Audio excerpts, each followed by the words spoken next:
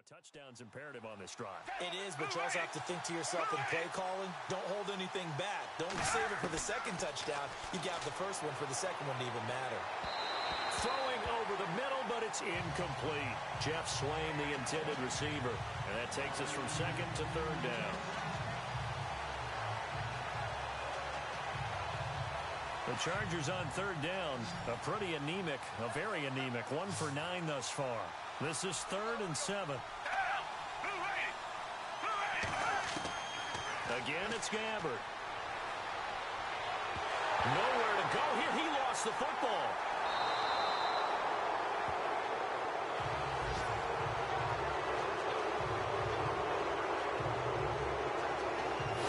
Plays like this where the ball comes free, it's often unusual for the team that lost it to get it back. Because this is the quarterback. The ball gets away from him. Everyone else is trying to execute what they're supposed to do on offense. They're usually looking in the other direction, downfield, or have moved away from him. In this case, though, a teammate is able to come up with the ball. Here's Jeff Locke now. He's been one of their few bright spots so far.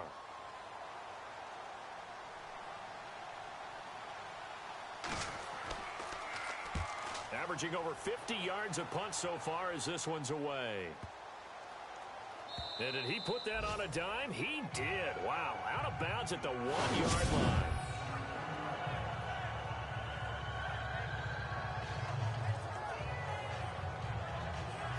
And now the Browns coming out on the field. They've got the lead. Last time had to punt it, though. What's the key to this drive? I think it's leverage. Big guys up front. You know the motivational speech on the sideline is, guys, give us an opportunity. Protect the passer, create space for our runners, and let's go ahead and get these guys. Low man wins. Let's go do it on this drive. We'll watch that leverage on this drive. And he will forge his way forward only up to the 2-yard line. Just a yard on the pickup there, and it'll bring up a 2nd and 9. Brandon, it's all about pace and tempo now for them. They've got the advantage, so I'm going to put musical terms for you. You don't want to go prestissimo. That's too quick, too lively, right? But you also don't want to slow it down too much. You don't want to go lento.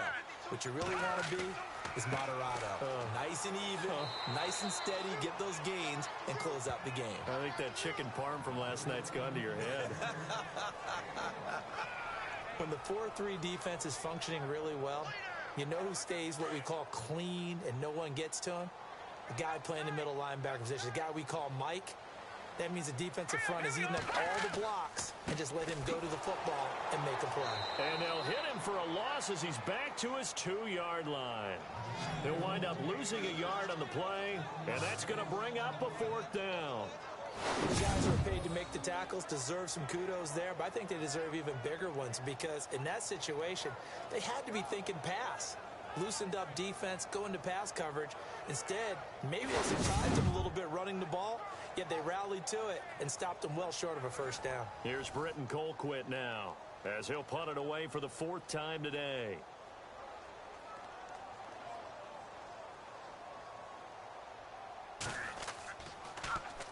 And he's able to get it out of there, and this is a pretty good kick. Fielded just inside the 30.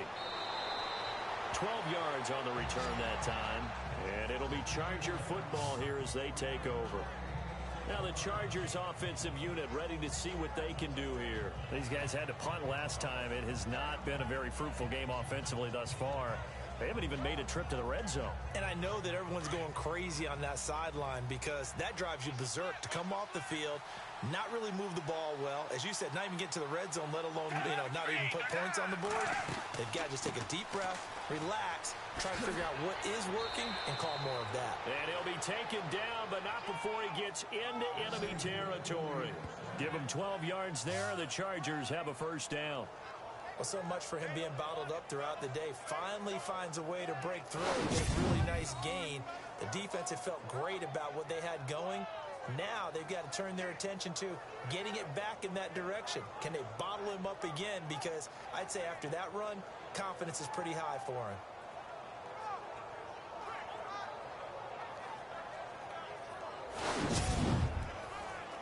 So they pick up the 1st down after the run, and now they approach for the fresh set.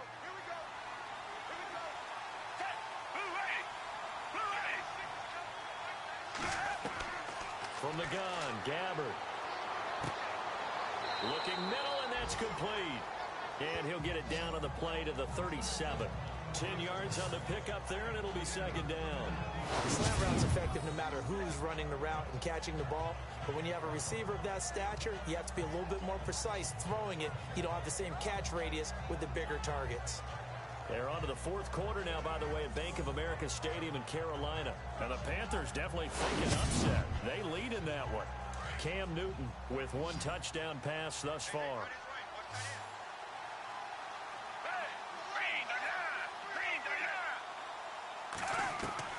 A second down throw for Gabbert. And no escaping this time as he'll go down. They got him for a sack. The amount of sacks that they've absorbed in this game is absolutely extraordinary. Let's just face it. This offensive line, flat out, cannot handle this pass rush. It's been demonstrated time and time again.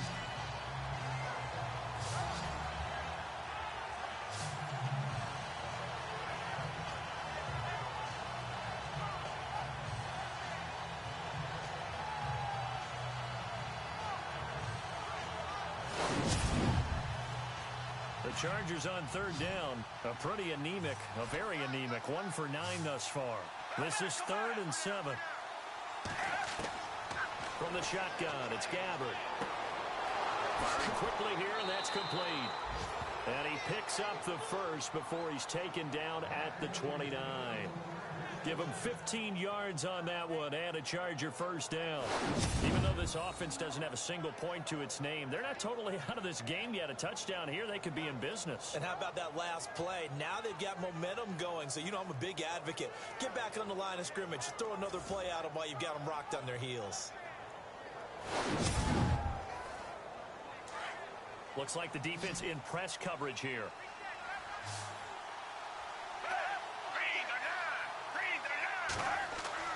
First down, Gabbert.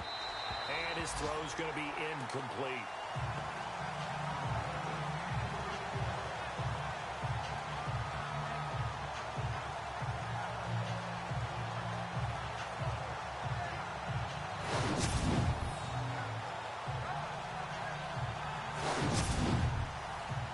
Second down following the incompletion.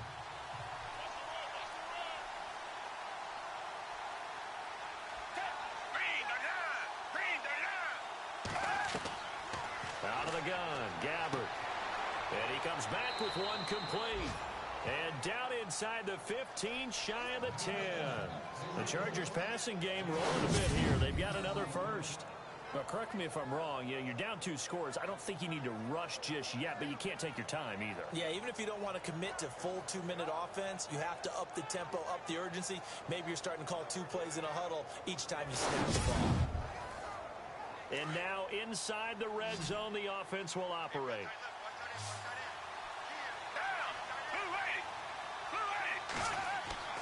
Now a play fake here on first down. And no escaping this time as he'll go down. They got him for a sack. Danny Shelton breaking through to get him for a loss of 7. The amount of sacks that they've absorbed in this game is absolutely extraordinary. Let's just face it.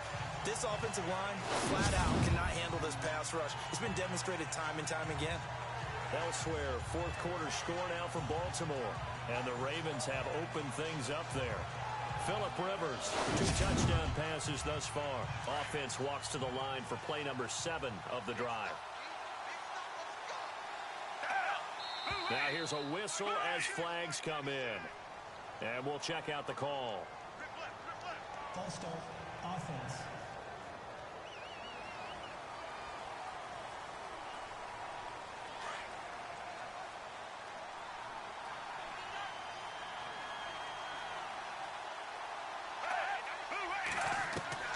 Second down, Gabbert.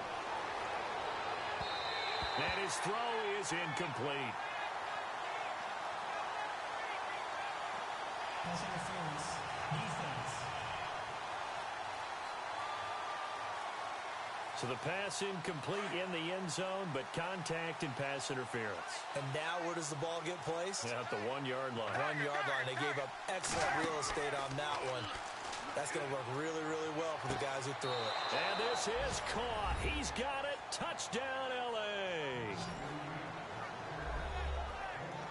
So a tiptoe catch back in the end zone, so tough to do, but he made it look pretty easy. He certainly did, and the back of the end zone is treated the same way as the sideline. You have to get your feet down in bounds for it to count as a catch. How about the backgrounds of some of these guys, though? Did they work on it? Maybe some of them were ballet, some dance, who knows? Yeah, you and I were talking the other day. I remember one of my favorite kids shows growing up. I don't know that I want to name it, but guys like Lynn Swan, they used to be on there showing their ballet skill. And you have to remember when they were kids and their parents were telling them to take the ballet classes, you know they were fighting them like crazy. But right now they're saying, thanks, Mom.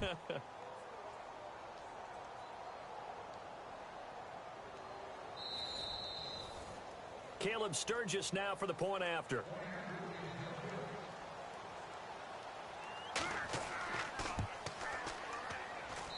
And this is back to a 5-point game.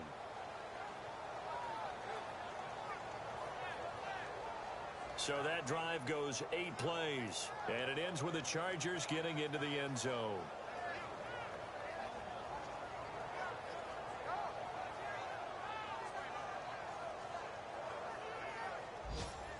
Sturgis out now to kick this one off. This will be fielded at the 8. And good starting field position. He'll get this one all the way up to about the 35-yard line.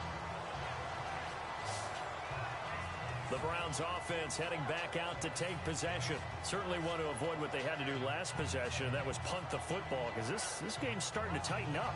In a basketball sense, you think about taking a little bit of the air out of the ball, right? Maybe milk some clock, limit the possessions. In this case, they might want to do the same thing, but control the game offensively. Put together some first downs, put together a drive, and keep it away from them. Call it a gain of 4 on first, and that'll make it second down. And when do they start thinking about burning these timeouts? They've got all 3 still defensively. To me, you have to start right now. Here's the time, and that means you've got to stop them on defense, not give up the yardage, use your timeouts in order to get the ball back and try and score yourself. But now is the time to start using those timeouts. And keep in mind, it'll also stop the clock at the 2-minute warning. To the right side and complete to Njoku. And able to get this one across the 45 before he's brought down. It's a gain of 10, and the Browns are going to get a first down. Time for a break. We'll come back, see what transpires after this. We got 4 down. So the Browns in possession of the football here as we get you reset. They've got a 1st and 10 as they look to try and finish this one off. Offense comes to the line now, 1st and 10.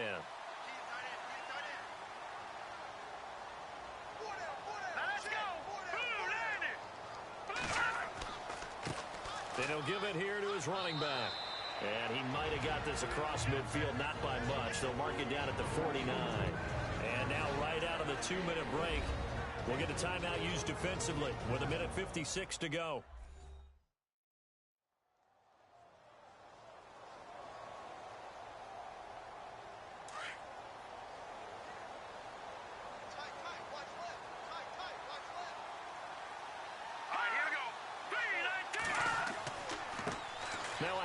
As they run left side. And maybe a measure of revenge there. He's had his way in this one, but this time they get him behind the line. And now with 1:52 to go, we get another pause in the action. A timeout here defensively. So the defense had a chance to catch their breath, and now they're back out and ready.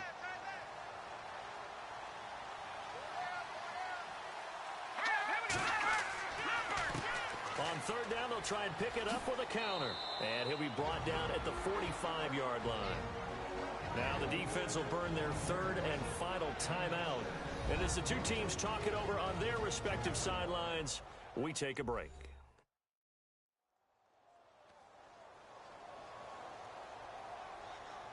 So a defensive timeout, chance to regather, regroup, and get set as we resume action.